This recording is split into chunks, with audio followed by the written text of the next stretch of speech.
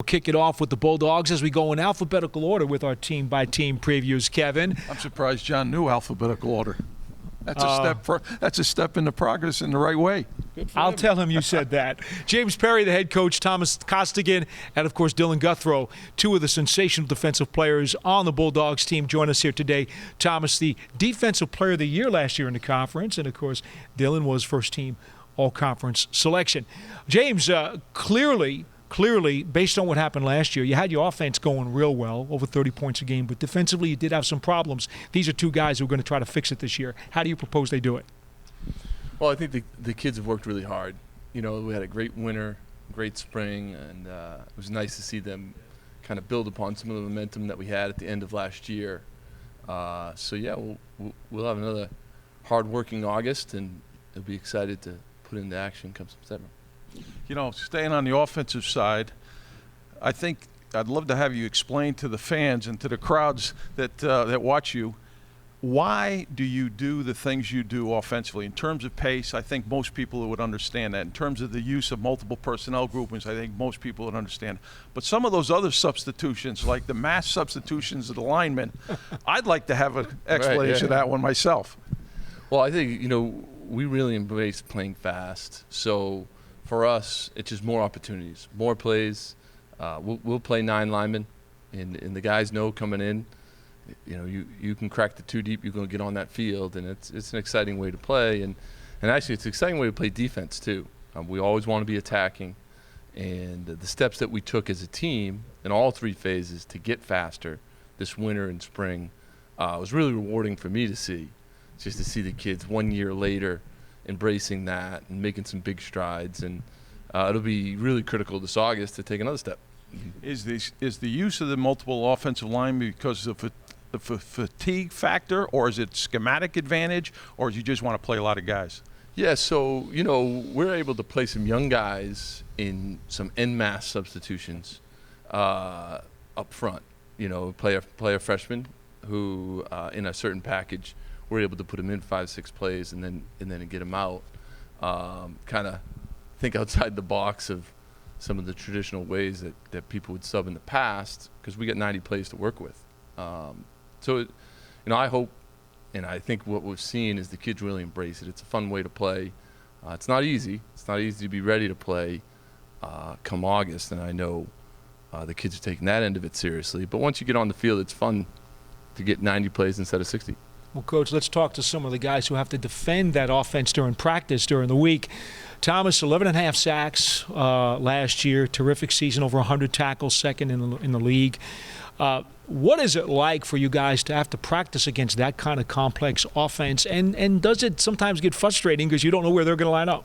It's funny that you say that. Our defensive coordinator kind of always says, probably in every meeting, that we don't know what Coach Perry's going to run, so just find your assignment and stick to it. You know, as long as we're all on the same page, we'll be able to handle it. But it definitely gets frustrating from time to time.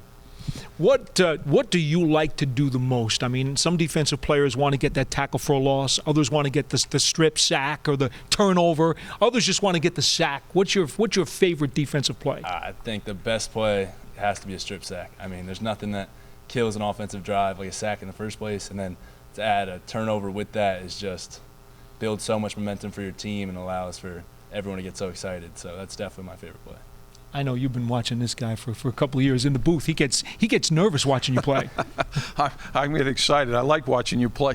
Dillon, if you guys had to describe your defense, you say you're either a bend or don't break, or no, we're attacking, we're whatever. What would you say is the most salient feature? How would you say this is, if you were going to determine or categorize us, this is what you'd say about our defense? I would say probably the best word to describe our defense is tough. In the past, we used to be described as a bend, don't break, but nowadays it's more just like we're not going to let them score. We're not going to let them gain a yard. We're very in shape. I think partly due to the fact that we are going against that no huddle. That's right. No huddle offense in practice all the time. So it helps in the sense of just being tough and making sure that in the fourth quarter, when everyone's gassed, we still got the juice to be able to go. Great. I got to ask a favor, you two.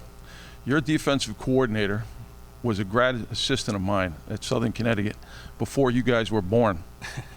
They were wearing leather helmets in those days. Give me something that I can take to him when we do your game. Give me something that he does, an idiosyncrasy, something that you guys make fun of him about.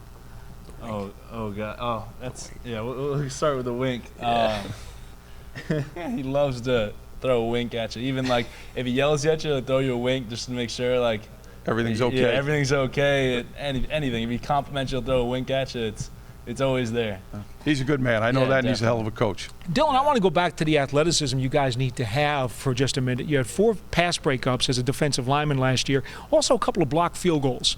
How much pride do you take in making those kinds of plays, which maybe most people don't think about when you're playing on the defensive line?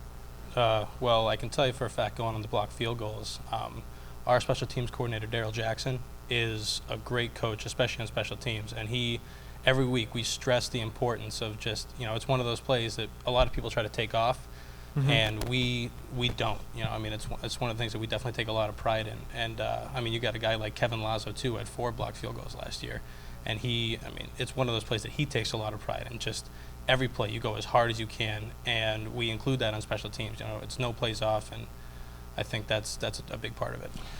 You guys, being candid, were not as dominant as you probably would have liked to have been last year, but you got 10 of 11 starters coming back this year.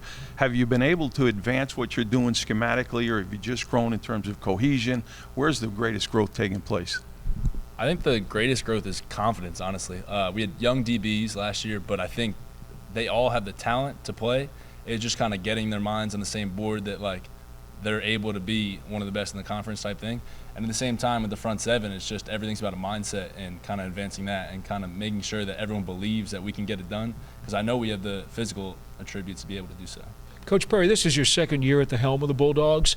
What did you learn about the conference last season as a rookie head coach in the NEC? Yeah, it's a very, comparable conference. Every game's going to be tight. For me, I think it's as good a level of play as you'll get in the FCS level, and I've been, each week just impressed by the amount of support that the conference gets and the level of play. And I think these 2 guys are great representatives, from the perspective of you're not going to find better players at the Division I level of football than these 2 guys right here, and it's fun to hear them speak so well too, and handle the big stage really well. But it's exciting. I think in year 2, I'll know the schools a little better, and I think as a staff, because much of the staff was new, it'll be fun to kind of watch our own film versus these opponents again. But it was a great first year, and I look forward to another. Was there one particular thing that surprised you about the NEC that you did not know that you found out?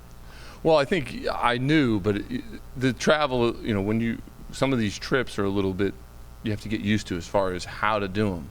A little bit probably further than I was used to.